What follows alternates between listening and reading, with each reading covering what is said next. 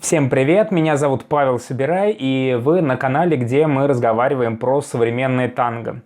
Как-то в одном из выпусков про Чичи Фрумболи я упоминал про знаменитое выступление Себастьяна Арсе, которое он сделал на Сито 2006 года. И это очень знаковое событие на самом деле, которое повлияло на развитие танцев существенно в тот период времени.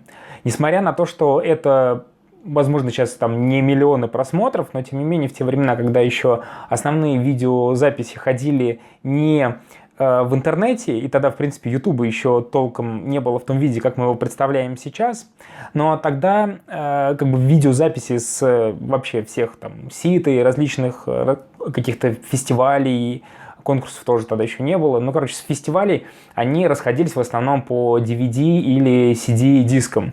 И вот как раз-таки выступление Арсе на Сито 2006 года произвело фурор не только для тех, кто был на этом непосредственном фестивале, но и за его пределами. И мне интересно сейчас, спустя такое большое количество времени, рассмотреть, обсудить и поговорить с вами по этому поводу.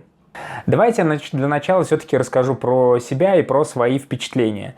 Я саму эту запись увидел, наверное, где-то только в 2007-2008 году, когда у меня появился как раз DVD-диск с Сито 2006 года. И там в самом конце, уже, как я понимаю, это там, где подразумевалась такая часть автопати, было выступление, которое перевернуло мое представление о танго вообще. К тому моменту я уже там 3 или 4 года танцевал танго. Мне, в принципе, это было достаточно скучно и неинтересно, потому что музыка не очень меня сильно цепляла. Хореография мне казалась очень простой, все просто у меня получалось, и, в принципе, я не видел в этом интереса. По стайлу тоже танго было мне не близко. Тогда я как бы и преподавал, и свою карьеру строил в танцевальном направлении сальса. И тут я включаю видео, на котором вижу какого-то танцора. Ну, то есть тогда, ну, понятно, я мог прочитать, что это Себастьян Арсе, но как бы человек, про которого я до этого никогда не слышал, и который по своему образу, по своей подаче, по своей манере показывает какое-то такое танго и под какую-то совсем другую музыку, которая просто переворачивает мое сознание. И я понимаю, что здесь такой какой-то крутой флоу, который мне близок и мне очень интересен. И тогда это было поворотным моментом, после которого я понял, что все-таки танго мне, наверное, интересно не только как одно из дополнительных направлений, которого где-то оно там рядышком существует, и которым, да, я могу сходить на мелонгу, я хожу там на все мастер-классы, я все понимаю, соображаю, меня все хвалят, говорят, что типа, чувак, у тебя все хорошо получается, ты можешь очень круто танцевать танго, но я понял, что я могу найти в танго нечто большее, чем просто один из танцев, которые я умею. И это стало одним из главных моих мотивов для того, чтобы глубже погрузиться в танго. Хотя, опять же, я как бы оговорюсь, очень важно, что к тому моменту я видел, что такое танго нуэво. Я видел классных, крутых танцоров танго нуэво, причем видел их не только на экране, но и живьем. Я видел, как танцуют нуэво пары крутые и аргентинские, и турецкие. И, ну, то есть, да, это было интересно, но это не было именно таким прям переворачивающим сознание. А тут именно это было связано с таким переворачиванием сознания. И на достаточно длительный период Себастьян Арсе стал для меня таким важным ориентиром именно по ощущению в танго, как я мог его понять, ну, вот издалека, через экран. Потому что, ну, как бы реальное общение с Арсе случилось, ну, как бы существенно позже. Ну, так еще там есть одна история, то, что мы с ним как-то случайно пересеклись в аэропорту. Он не знал, кто я просто мы там подошли с ним и сфотографировались, как такие фанаты из России. Вот, но это как бы не считается, это нищетово, вот, но как бы реальное общение, конечно, началось намного позже. И тогда, ну, как бы к этому моменту, в принципе, у меня уже было более такое сложное впечатление про танго, в том числе танго нуэво. Но еще очень значимая часть произошла, когда я у Себастьяна Арсе брал интервью про него и задавал те вопросы, которые мне интересны. Вот как бы все интервью можете посмотреть где-то здесь. Там, ну, оно очень содержательно, оно очень интересно. Мне кажется, то, что Себастьян был предельно откровенен, ну, как бы И по его ответам было понятно, то, что он отвечает не просто формально, а то, что он чувствует. И когда я начал задавать вот такой, я думал, ну, там будут какие-то вопросы более комплементарного характера, ну, потому что действительно Себастьян Арсе – это легенда, это звезда танго нуэво, вообще, в принципе, аргентинского танго.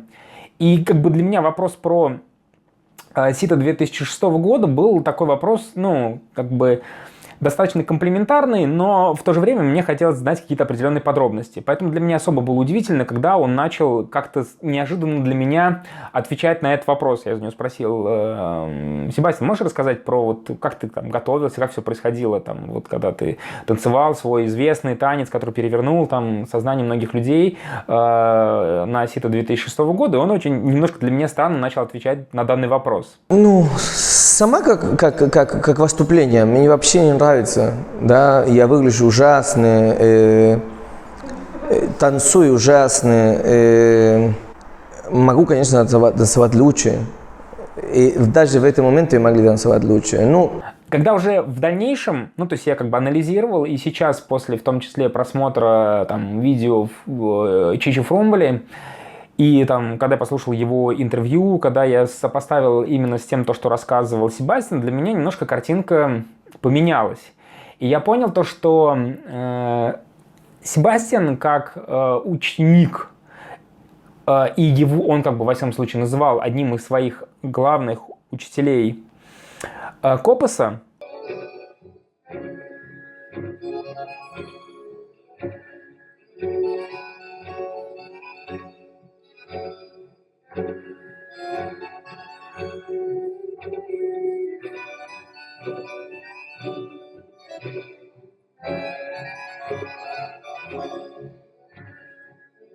то как бы то, что танцевал он вот в этом танце под тангето, очень не похоже на то, что вообще делал Копес. Да, прям совсем не похоже. И в то же время я посмотрел, как бы, что именно в тот период времени делал Чичи.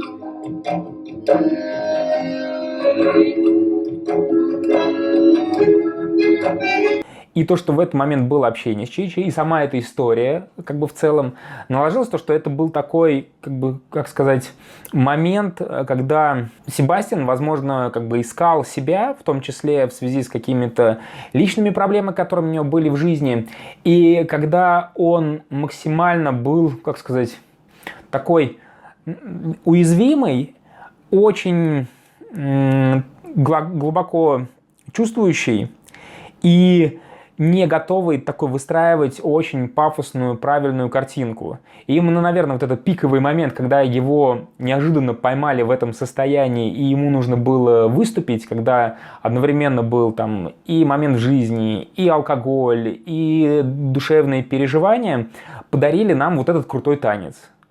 И это очень важный танец, во всяком случае, в моей жизни, за что я очень благодарен, конечно же, Себастьяну. И мы давайте его посмотрим и немножечко проанализируем, и я расскажу подробнее, ну, как бы просто мы его технически в большей степени разберем, даже чем, ну, как бы идеологически я все уже рассказал. Вот, давайте посмотрим технически на этот крутой танец.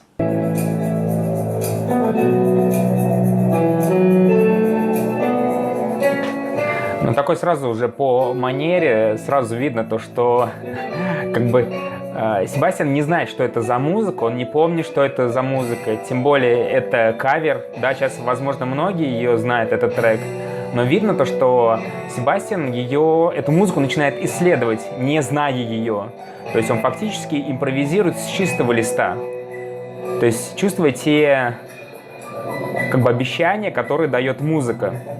и отбивая фактически эти интерпретации все. Обратите внимание на вот этот вариант широкого танцевания, хищного, когда более как бы горизонт важнее вертикали. Это то, что принципиально отличает Нуэво. То есть как бы Себастьян больше каждый раз уходит вниз в пол. Этот вайб, кстати, идет в том числе от его внешнего вида. То есть вот эта прическа, джинсы. Как я понимаю, это туфли, но туфли он как бы носит сейчас больше как кроссовки. Да? То есть здесь он именно заземляется больше, чем выпрыгивает куда-то вверх.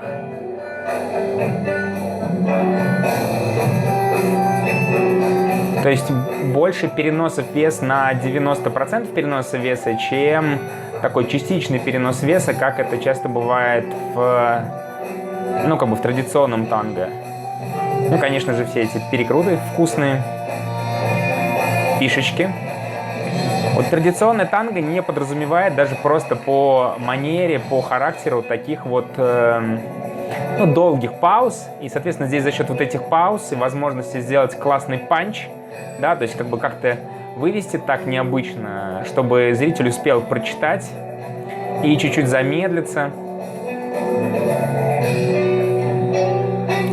На самом деле, очень многие вещи здесь я вообще наизусть помню. Я даже могу какие-то вещи в танце просто воспроизвести, увидеть, сделать, да.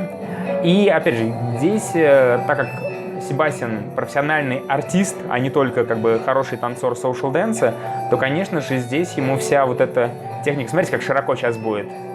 Вот эта широкость, она дает вот это ощущение и вот этот вайб заполнения. Так вот, и вот его техника профессионального артиста дает возможность очень быстро реагировать на то, что происходит в музыке. Он немножечко как будто бы начинает сваливаться, улыбается. И вот эта как бы живая реакция, она показывает то, что это, ну, как бы крутой, естественный танец, в котором, может быть, такие долгие, вкусные паузы, которые вот в традиционном танго. Найдите мне музыку, где можно так долго, вкусно стоять и заземляться, где вязкость возможна.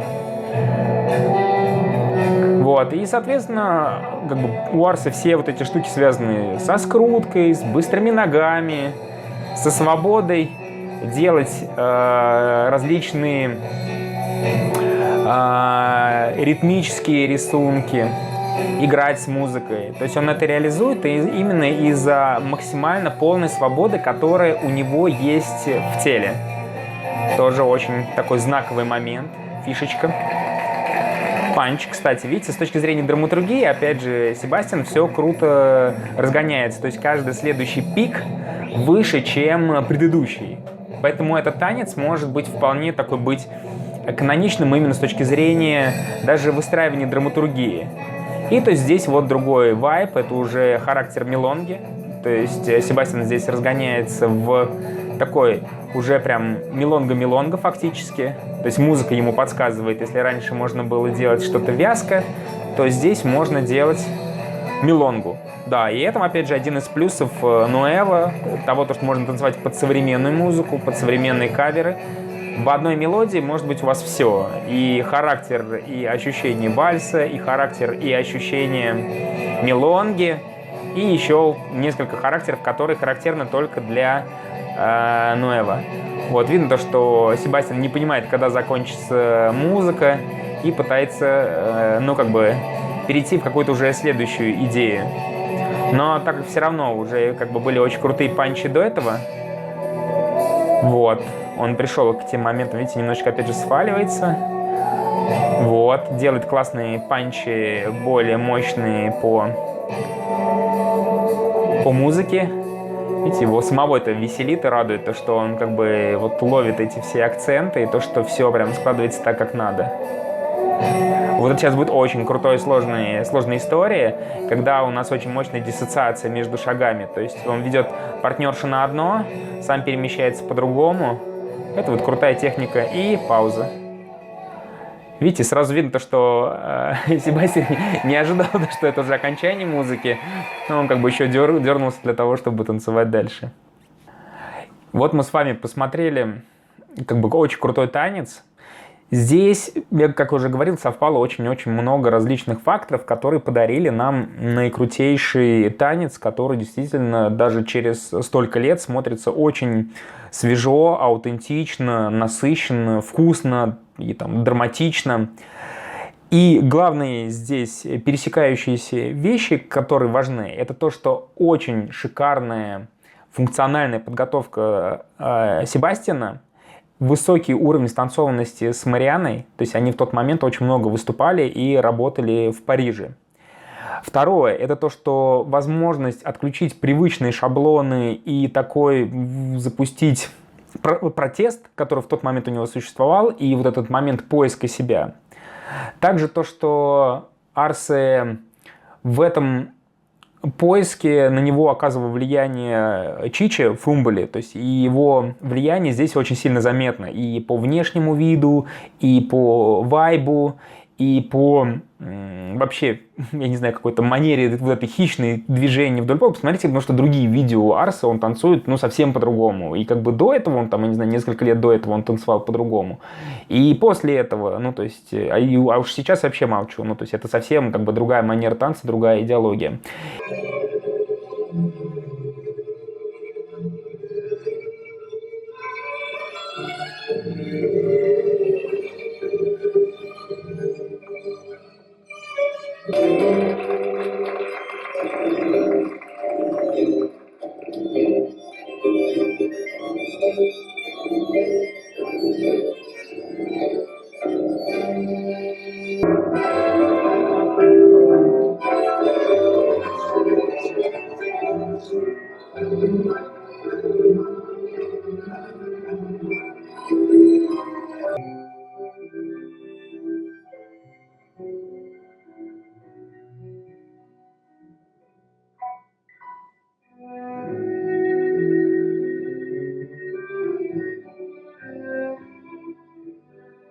И, конечно же, сам вот этот момент, который совпал во время, именно в этот момент времени, то, что это Арсе был не совсем трезвым, это, в этом смысле это как бы, опять же, это не минус, это плюс, да, то есть он был в очень расслабленном, очень естественном, очень чувственном состоянии. И это дало потрясающий танец. Я надеюсь, вам это понравилось, вам это было интересно. Обязательно пишите комментарии, ставьте лайки, делитесь своим видео. Если вы хотите, чтобы я кого-то разобрал, можете написать внизу в комментариях, где бы вы это ни читали, пишите в комментариях. Я все равно все читаю, не всегда бывает отвечаю оперативно, но стараюсь отвечать. Если вдруг у вас есть желание вообще как-то все это поддержать, можете сделать донат в пользу, ну, то есть тех проектов, которые я делаю. Все это находится внизу в ссылке в описании. Это не даст вам никаких бонусов, никаких дополнительных преимуществ вообще. Если вы делаете только если вы прям очень хотите. Если вы сомневаетесь, лучше не делайте, не поддерживайте. Ваши лайки и комментарии и репосты для меня куда более ценны. Но тем не менее, меня спрашивали, можно ли поддержать. Можете поддержать донатом. Там любая сумма, внизу заходите, кликайте, все разберетесь.